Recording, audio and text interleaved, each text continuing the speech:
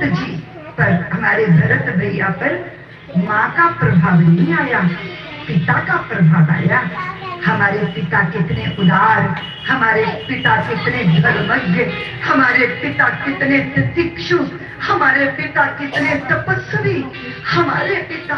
याद है भैया जब श्रृंगवेरपुर के गुरु को उन्होंने राजा बनाया, हुआ ये था कि निषाद राज भगवान के साथ ही गुरुकुल में पढ़ते थे, और जब पढ़ाई पूरी हो गई तो निषाद राज भगवान को बाहों में बांध के बहुत रोए थे।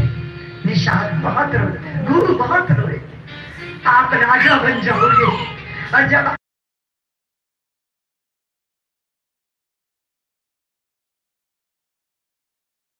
पाऊंगा तो श्री राम ने कहा था, गुरु भैया आप मेरे मित्र हो, मैं बाद में राजा बनूंगा, पहले मैं आपको राजा बनाऊंगा। और अनमने से, उदास से, श्रीहीन से श्री राम जब भवन वापिस आए थे तो पिता ने पूछा था, राम आप उदास क्यों हो? तो प्रभु राम ने कहा था, पिताश्री मेरे मित्र हैं गुरु, और हमने बहुत प्रेम किया, हमने गुरुकुल में साथ साथ पढ़ाई की। अब उनकी चिंता ये है कि जब मैं राजा बन जाऊंगा तो वो मुझसे मिल नहीं पाएगा। और पिताजी मेरा मन है कि मैं राजा जब बनूंगा तब बनूंगा, पर मेरा मित्र पहले राजा बनना चाहिए। और महाराज चक्रवर्ती सम्राट दशरथ उन्होंने कहा, राम आप निश्चिंत हो जाओ, मैं आपके मित्र को श्रृंगवेरपुर का राजा बनाने की घोषणा करता हूँ। मेरे राम राजा नहीं बने, पर मेरे राम ने सबको राजा बनाया।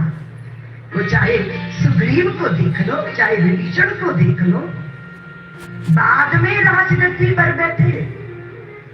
गुरु को, जरा श्री राम को तो देख लो, वो अपने मित्र गुरु को श्रृंगवेरपुर का राजा बनाते कि उसके चित्त में न्यूनता ना जाए, उसके चित्त में कहीं कोई हीन भावना ना आ जाए।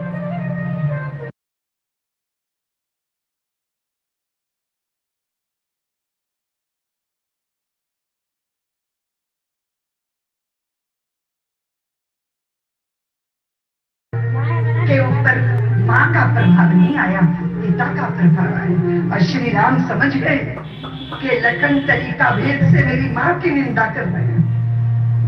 उन्होंने कहा, लखन आपको मेरी माँ की निंदा करने का कोई अधिकार नहीं। लखन बोले, भैया मैंने तो माँ की निंदा नहीं की, पर आपने ये कहा ना कि भरत के ऊपर माँ का प्रभाव नहीं है, पिता का प्रभाव है।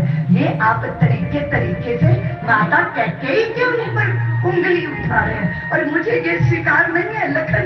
लखन ने हाथ जोड़ लिए, प्रभु आप चित्त को शांत कर लो, आप अपनी बात कहो ना, आपके दिल में क्या है? राम ने कहा, लखन मुझे फिक्र है कि भरत आधी रात 2 बजे सरयू स्नान करने जाएंगे। वो सर्दी है, उनको शीत लग रहा होगा। लखन पूछते हैं, भैया रात्रि को 2 बजे भरत भैया सरयू क्यों स्नान करने जाए?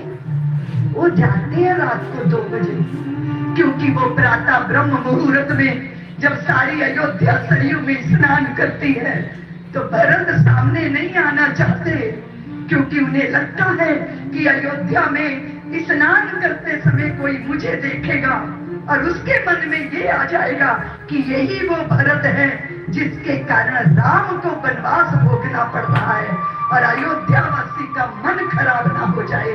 इसलिए भरत जी आधी रात को 2 बजे उठकर स्नान करके चुपचाप अपनी कुटिया में वापिस आ जाए। राम कहते हैं, लखन भरत को ठंड लगती होगी ना, रात के 2 बजे? तो लखन कहते हैं, भैया नहीं लगेगी, भरत भैया को ठंड नहीं लगेगी।